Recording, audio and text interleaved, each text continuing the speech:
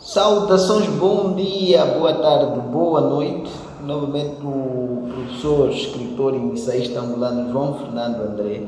E agora trouxe, como prometido, o segundo manifesto do coletivo de trabalhos literários, o Andange. Já apresentamos aqui no nosso canal o primeiro manifesto, que foi escrito por Luís Canjingo, e nós fizemos a leitura aqui, e agora vamos apresentar o segundo manifesto, escrito no mesmo ano, isto é, em 1984, no suplemento Vida e Cultura do Jornal de Angola, em abril, a 22 de abril, ok? Vamos então lá ver o que é que Feijó pensava. Antes, deixa dizer que, enquanto que o primeiro manifesto é mais ligado à arte em geral, é mais ligado à escrita,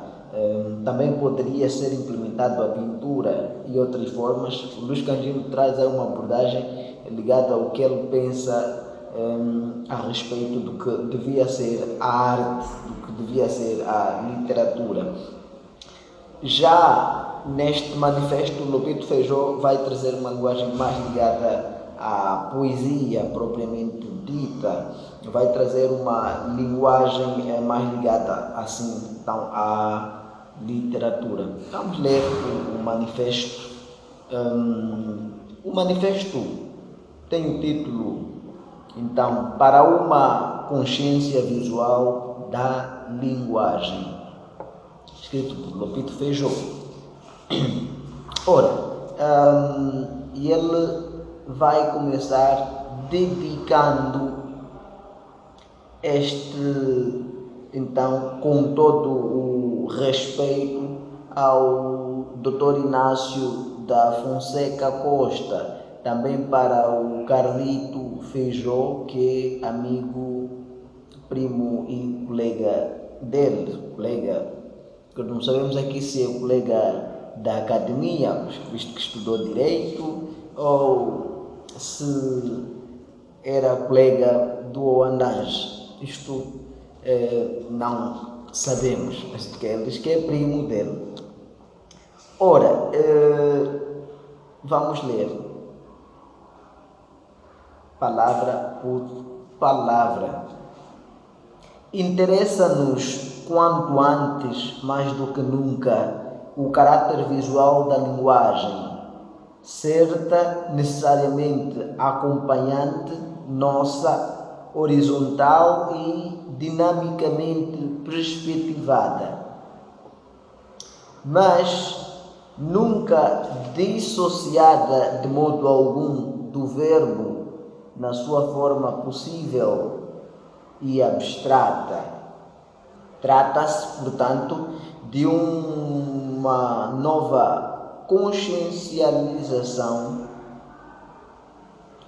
para uma nova ordem de leitura dos textos com que nos vamos aos poucos deparando, nos quais a obra se apresenta movendo suas indagações para antes e depois dela, a fim de individualizar aquilo que, afinal de contas, nos interessa.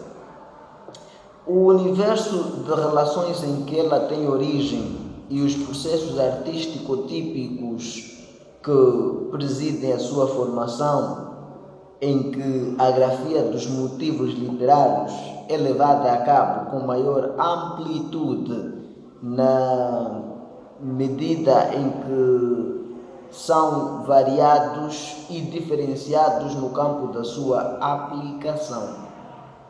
Exige-se-nos então uma leitura visual dos mais variados caráteres com que se apresentam os textos literários.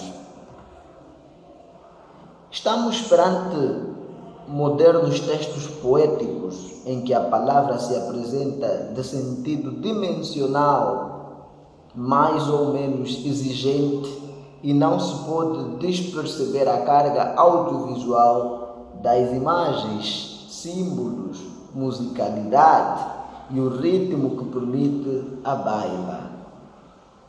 Há que elevar a consciência da existência nos bons textos modernos, principalmente poéticos, de um universo a descobrir e a captar através de um exercício mergulhado nos mais variados ângulos de cosmovisão.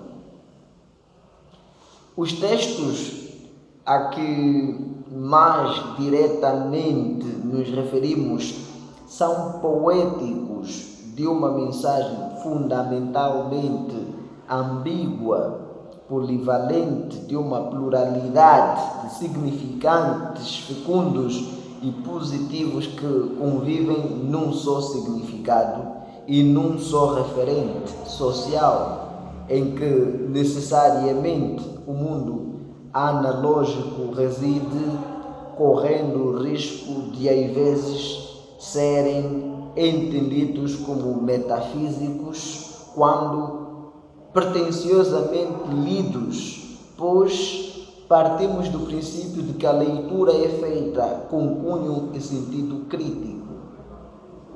Textos abertos em que se promovem atos de liberdade consciente, como diz Husserl, típicos da arte da vanguarda, que não definem a realidade unívoca e, definitivamente, textos experimentais nunca acabados, embora definitivos, em que os elementos da linguagem se apresentam na sua tríplice função verbal, visual, vocal, se exploram simultaneamente e são aproveitados tanto do ponto de vista semântico como estético, de acordo com Max Benz, onde se procura uma unidade entre o ver, o ser e o ter, através de uma recuperação do ideograma e do visual como elementos sintetizadores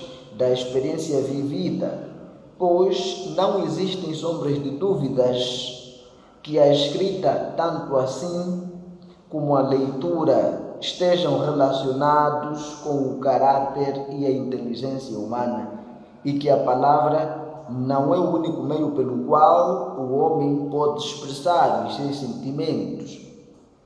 Assim, a forma, a direção, o arranjo, a continuidade e a harmonia principalmente são critérios de ordem estética e devem ser interpretados numa só linha de pensamento,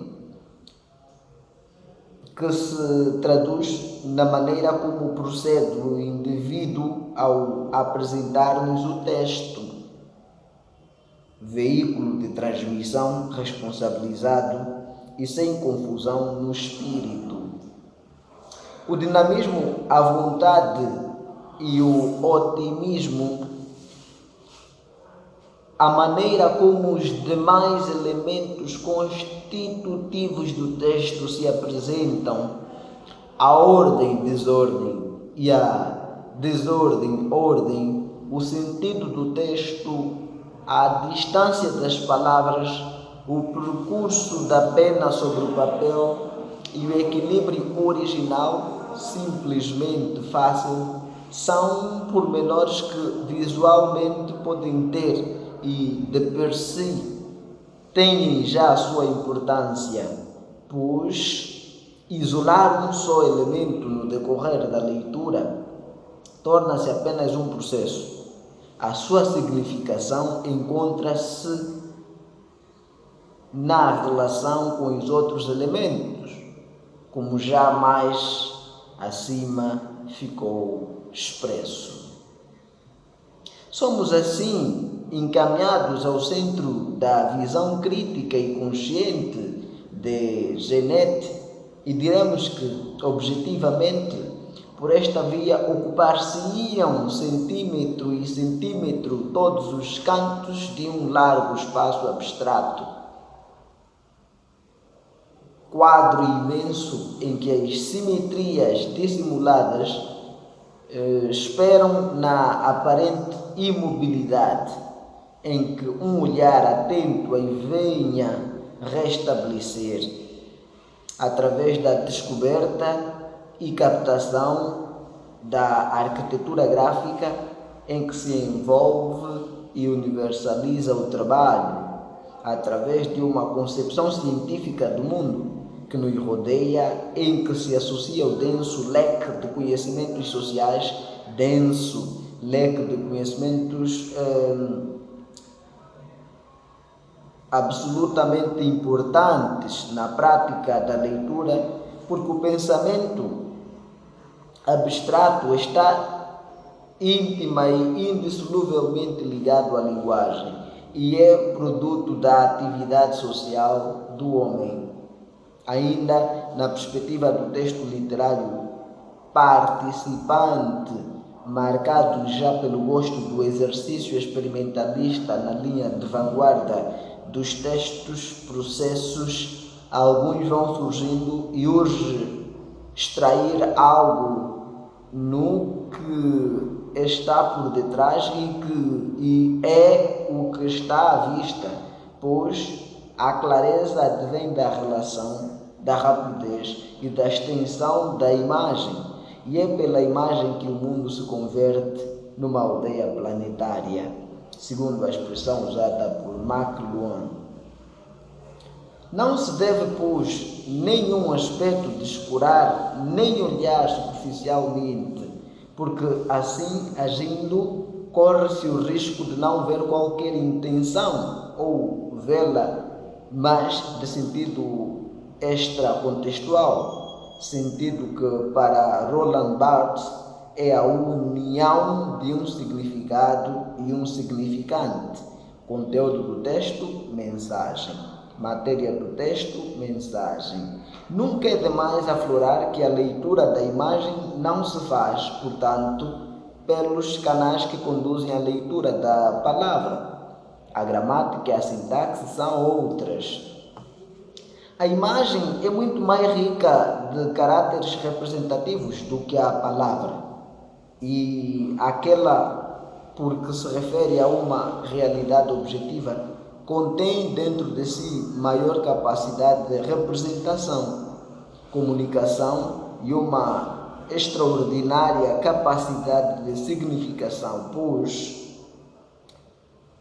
quando contactada, provoca o leitor várias ações: ótica quando lê, mental quando pensa e psicológica ao emocionar-se.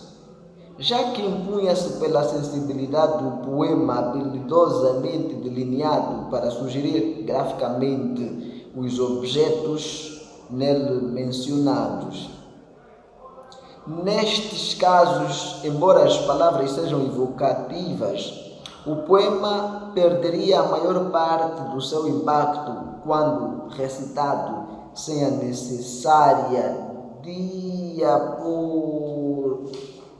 diaporamática projeção.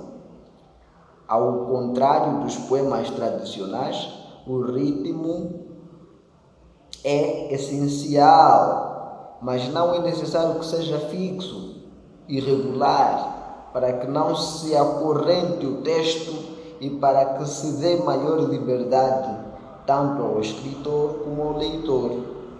Trabalhemos consciente e cientificamente, fazendo a crítica frontal e construtivamente. Eis o manifesto de Lopito Feijó, que vai então trazer a visão do que o Andange pensava ser literatura, ou como se deveria usar a palavra transfigurada, como se poderia fazer a arte da palavra escrita. Eu tenho aqui o manifesto para vocês em primeira mão, podem ver. Aqui já vocês podem ver os dois. Aqui, os dois aqui, podem ver. E está concluída a nossa promessa. Isso é o que é investigação, a pesquisa, a recolha e publicação da memória para que não se apague, para que fique registrado. Dê um like, faça inscrição no canal e estamos juntos na próxima comunicação.